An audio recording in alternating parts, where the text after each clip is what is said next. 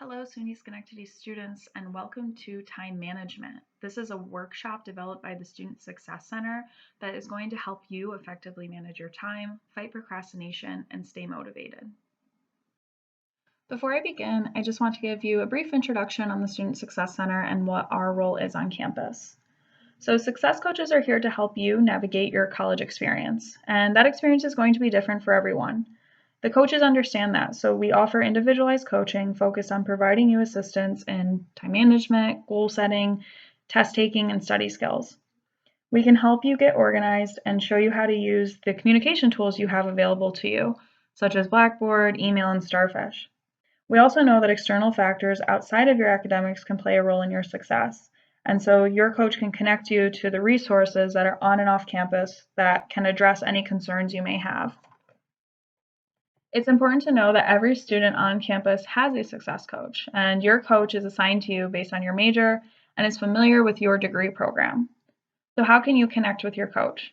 Well, you can email them at studentsuccess@sunysccc.edu or call us at 518-381-1434. We also accept scheduled and walk-in appointments, so stop by Elston 017 to see your success coach. Okay, let's begin. Where does the time go? This is a handout that you can download right from the description of this video. Feel free to pause the video so that you can take the time to fill this out. I have it up here on the screen as well so we can go through this together. So as you're filling out your inventory, I want you to consider how you're spending your time, and if you need to, how might you rearrange it? So we're going to look at things like number of hours you spend on sleep, number of hours you spend on personal hygiene. We want to account for your meals or snacks each day. Are you traveling to and from campus? How many hours per week do you spend on extracurricular activities? Are you spending time on errands? How many hours do you spend in class studying? And if you have a job, how many hours do you work weekly? And lastly, the number of hours you spend on entertainment weekly. Once you've filled this out, you want to total up each one, and it should come up to 160 hours because that's how many hours are in the week. Now, if you're going above this, you might want to consider how you can rearrange your time. So maybe you find that you're spending too much time on entertainment and not enough time studying or not enough time in class. Or maybe it's vice versa. Maybe you're spending so much time studying that you're not allowing yourself time for entertainment. We also want to make sure that we're getting enough sleep and that we're eating enough throughout the day. So filling out this inventory might give us some perspective on how we are actually spending our time. This is something great to hold on to and to go over with a success coach. Now that we've looked at how we are allocating our time, let's talk about some common time wasters, or in other words, ways we are procrastinating or things that might get in our way of being productive. Take a moment and think of your time wasters. Pause the video if you need to. I'm going to list 6 common time wasters and their possible solutions, and as I go through my list, see if the time wasters I have match with yours. So the first one on my list is anxiety. This is when we're feeling so overwhelmed that we tend to freeze up, we put things off, and we don't get anything done. So a possible solution to this would be to get started. Actually starting a task reduces our anxiety about it, and starting as soon as possible can really ease our anxiousness. And we also want to set priorities. List all the tasks you have to do in order of importance and urgency, and work through them one at a time. We're going to talk about a method that's really going to help us set our priorities based on importance and urgency later on in this presentation. Next, we have putting it off. Kind of similar to anxiety, this is when we're putting off starting a task because it feels so overwhelming or difficult that we just can't face it. A possible solution to this would be to break up the workload into small chunks. This is a very effective strategy that I will be talking about later on in this presentation. But this would be when we break up the work into as many small achievable tasks as you can. Then when you sit down to study, you're not facing a huge daunting pile of work, but you're only facing one small task. Next, we have creating busyness. Putting off starting a task because you are busy with other things, even though you know you should be studying. It's that feeling that we must complete irrelevant tasks to do lots of preparation before we can start studying, and it's a classic procrastination tactic. So some solutions to that would be to set study goals and make a to-do list. Make a list of what you have to do in order of priority. So for example, if an assignment is due next week, then it should probably be at the top of your to-do list. Next, we have all or nothing. This is when we put off starting an assignment or a task because we won't be able to produce a perfect result. So instead of perfection, aim for reasonable results. Rather than aiming for a masterpiece each time, it's better to produce something and pass than to put it off for so long that you produce nothing at all. And if you're concerned that you can't manage or won't be able to produce reasonable results, it might be time to get a little help. So consult with your professor, a success coach, or a tutor, and don't be afraid to ask for advice. Knowing when and where to find help when you need it is a part of taking control of your studies. Next, we have daydreaming or drifting off. This is when we find it hard to sustain a focus on our work because we're constantly drifting off or thinking of other things. So make sure you're checking your energy levels and concentration. It's important to get a good night's sleep and that we are drinking plenty of water and eating food when we're supposed to, take a short break, open a window, walk around. All those things will really help our concentration levels. And lastly, we have distractions. Distractions are everywhere, whether we like it or not. Giving into our distractions can really derail our productivity, and it can become another method of putting things off. So it's important to identify your distractions, set firm goals, and reward yourself. Rewarding yourself is very important, and it's a strategy that I will talk about throughout this presentation. So with distractions, for example, maybe our friends can be a distraction. Identifying that as a distraction is important, but you can get together as a group, form a study group, set firm goals, and reward yourselves by hanging out after the goals have been achieved. So you're taking your distraction and you're turning them into a reward, and that's very important. So these are the 6 common time wasters I have listed. If there are any that you have listed that I didn't mention, let your success coach know or give us feedback by emailing the Student Success Center. We'd love to hear what your common time wasters are, and if it is something you want to work on, definitely meet with your success coach. Okay, let's talk about some time management techniques. We are going to be discussing the Eisenhower Matrix, the Pomodoro Technique, backwards planning, and the 4-schedule system. The first time management technique that I'm going to discuss is the Eisenhower Matrix. This was developed by President Dwight Eisenhower, who had to make tough decisions regularly about which of the many tasks he should focus on each day. This led him to invent the Eisenhower Matrix, which today helps us prioritize by urgency and importance. So as you see on the screen, we have 4 quadrants. We have do it, schedule it, delegate it, and delete it. I'm going to go through each one with you. So our do it items, these are urgent and they are important. These are our items that have clear deadlines and there's consequences for not taking immediate action. So for example, this is going to be your assignments with due dates and your exams. These are going to be at the top of your to-do list. Next, we have our schedule it items. They're not urgent, but they are important. So these are activities without a set deadline, but they bring you closer to your goals. And we tend to procrastinate on these. An example of this would be going to the gym. Our health is super important, but going to the gym may not be the first thing that needs to get done that day. So we want to make sure that we are still scheduling time for it though. Next, we have delegate it. These are things that need to be done but don't require a specific skill set. They are considered busy work. So these items are urgent, however, they may not be as important. So an example of this would be responding to emails. You might be able to delegate that to a member of your team. And lastly, we have deleted items. These are not urgent and they're not important. They tend to be our distractions and they can be okay, but only in moderation. And I highly recommend using these as rewards.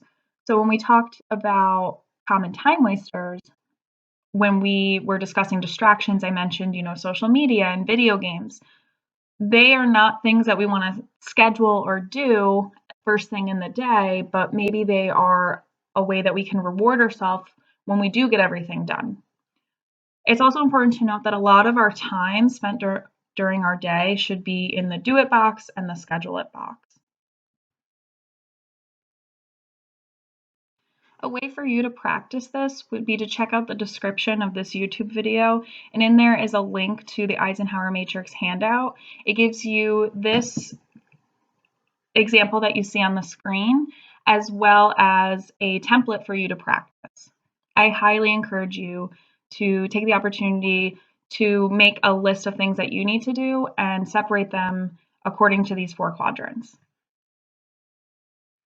Next, we have the Pomodoro Technique, and Pomodoro in Italian means tomato.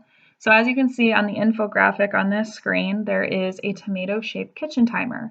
And actually, the man who developed this technique used a kitchen timer in the shape of a tomato. The Pomodoro Technique is a time management system that encourages people to work with the time they have as opposed to against it. So one Pomodoro would be 25 minutes of focused work, and then you would take a 5-minute break. So how does this work? First, you would plan your tasks. How many Pomodoros might you need? You would do one Pomodoro. So you would take 25 minutes of work and then give yourself a 5-minute break. You would repeat this 4 more times. And after that, you would be able to allow yourself a longer break. So the timer instills a sense of urgency, and a forced break helps us cure that burnt out feeling. So kind of like what we discussed in common time wasters, maybe one of yours was feeling that you were going to be daydreaming or drifting off.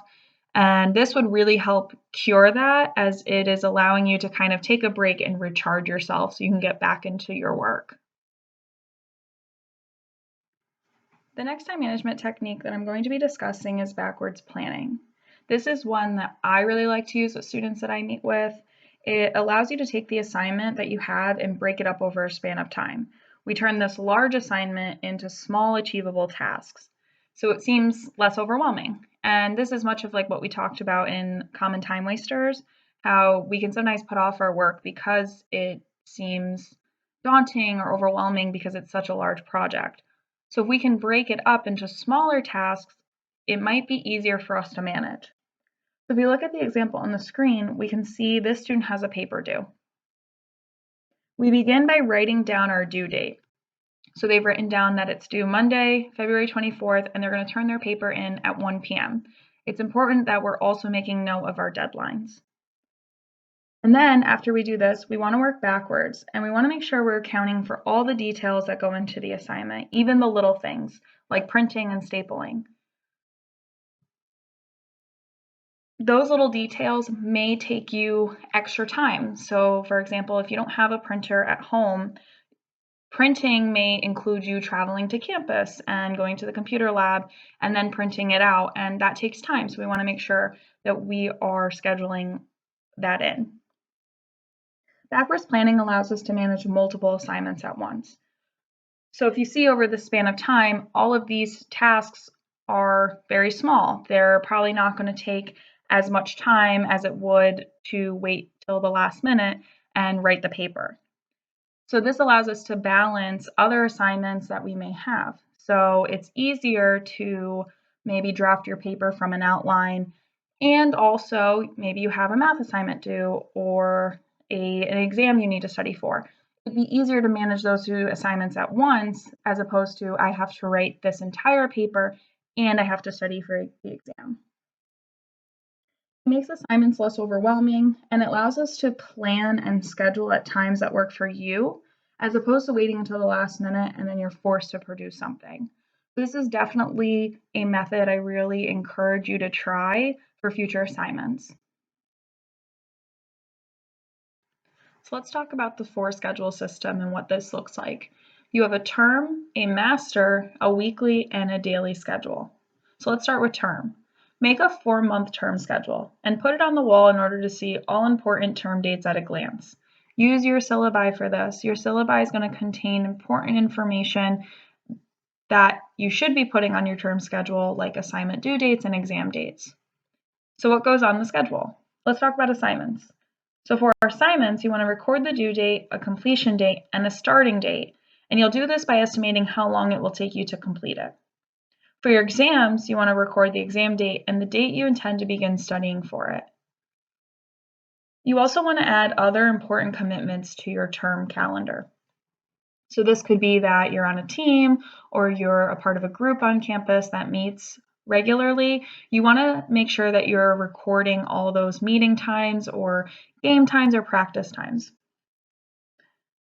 And lastly, you always want to be looking for congested periods. This is going to indicate that you need to start some assignments earlier to avoid academic pileup. And again, you can use a lot of those time management techniques that we discussed to avoid that.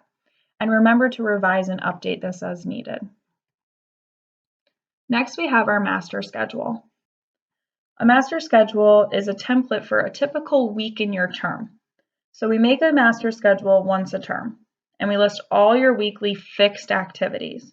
So some fixed activities will include class time, travel time, maybe you have a job, meals, you want to add in sleep and exercise. It helps us maintain balance. And it reveals how much time is available for study and other flexible activities. Next, we have our weekly. Make a weekly schedule that adds detail and it allows you to plan your study time. And we're actually in the next slide going to be practicing how to really utilize a weekly schedule.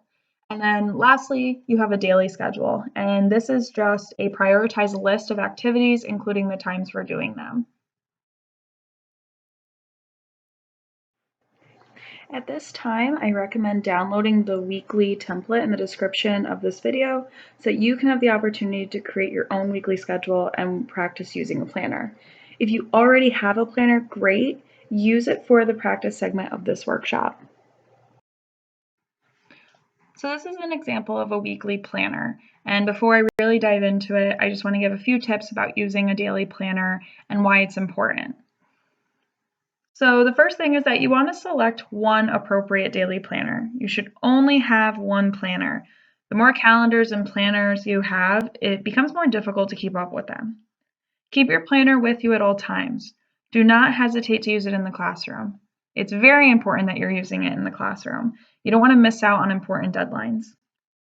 Also remember to check it in the mornings and in the evenings. Fill in your daily planner. Since we cannot remember everything, your daily planner should include everything. So in this example, I've included classes, study time, work, travel, free time and entertainment, and meals. Use your course syllabi, enter your course times, your assignment due dates, test dates, and any other important course items that you have. Fashion your planner. So this example is color-coded. It helps make information visual and memorable, and you just want to be consistent with your colors. I also recommend using stickers or sticky notes to make note of important due dates and deadlines. This is a great time to use backwards planning. That was one of the techniques that we discussed. You can work from due dates and plan backwards a day or a week, and you can write in reminders that the date is approaching. Don't disregard the old pages in your weekly planner. They are a great way to archive important information. And keep your planner balanced. So I don't have Saturdays and Sundays on here, but they should be a balance of social events and completing coursework. Your week should also be a balance if you can make it that way. I think having a balance between doing coursework and actually living other aspects of our life is super important, and it keeps us happy and sane. I don't have online classes listed in this example. However, if you are taking online courses, it's very important that you are scheduling the time in for any assignments that you may have in that class, or logging into Blackboard or checking your email. So just make sure that you're scheduling that in and staying on top of that. So this would be a great time that if you are following along in your daily planner, or if you did print out the weekly template, to pause the video and maybe reference this example. I highly recommend starting with your fixed activities. So this might be class times, and maybe if you have a job, those aren't going to change. So I recommend adding those in first and then working from there. And again, if this is something that you really want help with, a success coach can definitely help you. So we've discussed a lot about fixed blocks of time, but how do we manage our flexible blocks of time? And one thing that you can start with is a study formula, because we can fill in a lot of our flexible time with time to study. So excluding any required lab time, you can expect to invest at least 2 hours of study time outside of class for every hour in class. And this formula will vary from person to person and it will vary from course to course. It's important that you find a sort of study formula that works for you. Budget your time. Budget time according to what assignments are worth. So for example, if you have an exam that's worth 50% of your grade and a paper that's worth 50% of your grade, you might want to consider splitting the amount of time that you have evenly between preparing for your exam and writing your paper. Deadlines, and we've talked about this a lot, but they are very important, and you want to make sure that you're estimating how long the work should take and give yourself a deadline. Take breaks. We've talked about the importance of taking breaks. Use Pomodoro Technique or use a method that works for you. Shorter periods are good for reviewing notes and doing memory work, and longer periods are usually needed for writing and problem solving. Next, we have peak times.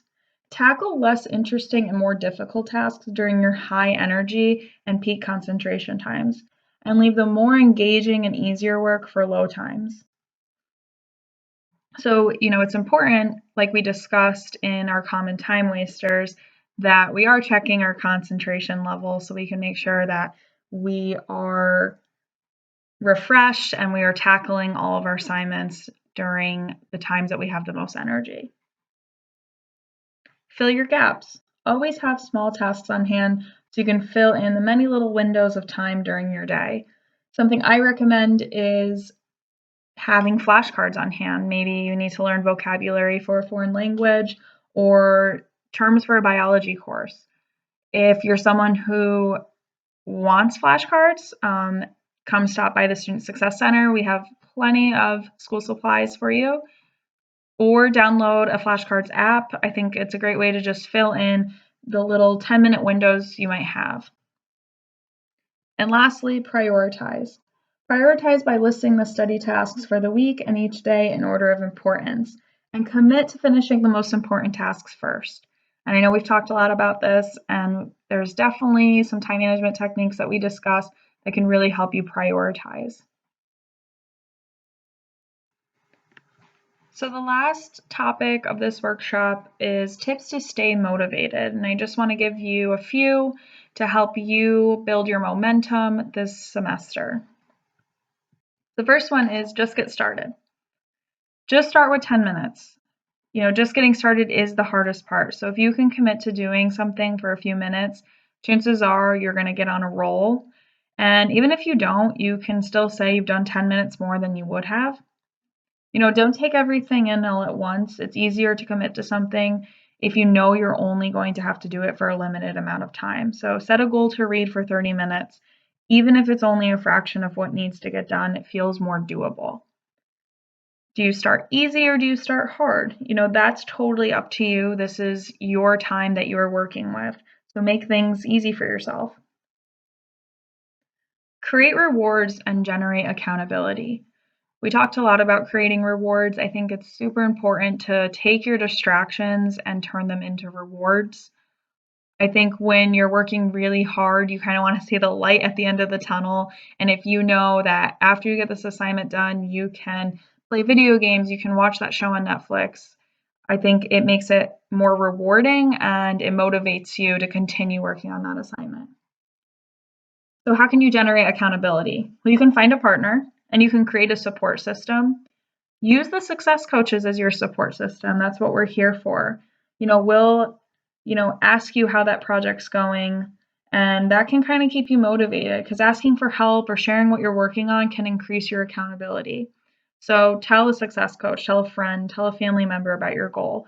You're more likely to follow through if someone is going to ask you about it later. Change your thinking. Figure out why it's important to get this done. See the big picture behind what you're doing and think about the long-term impact of your actions. How does this step or project or exam connect to your goals and values? And write down the reasons you need to get this done. Identify the issues or the roadblocks. What's keeping you from working on what you need to do? And I know we talked a little about that with common time wasters, so I encourage you to really explore what your common time wasters are. Recognize your own patterns and develop a mantra. Find a statement or a picture or a saying that motivates you. Find creative ways to remind yourself of it. And increase your positive self-talk. Stop any negative self-talk. This is going to be a great way to motivate yourself. And lastly, make things easier for yourself. Plan out the steps that get your project done. Use the time management techniques we talked about. Use backwards planning. Use Eisenhower's Matrix. Plan a time that you're going to get started. And plan time for fun breaks. And lastly, minimize your distractions and other things you have to say no to. Our ability to resist temptation diminishes each time we're faced with another temptation. So it's easier not to eat ice cream if you don't buy it in the first place. Set up your surroundings and schedule so you make good decisions. One student had a friend change her Facebook password until finals week was over. So I think that these are all really great tips to keep you motivated. As we work through a semester, we can sometimes find that our momentum depletes. And so I encourage you to try some of these as we make our way to the end of this semester. If you have any questions about anything that was discussed today, please contact your success coach or the Student Success Center. So are there any strategies you use that were not discussed? I'm always interested to hear what students say to this question and what techniques they're using to manage their time. Anything that you think that could be built into this time management presentation, feedback is greatly appreciated. And do you plan to try any techniques that were presented today? Let the Student Success Center know. For more information on this topic or other academic success topics, please visit the Student Success Center or connect with your success coach. If you have any feedback to give on this presentation, please contact the Student Success Center at the email listed at the beginning of this presentation. Thank you for watching and good luck this semester.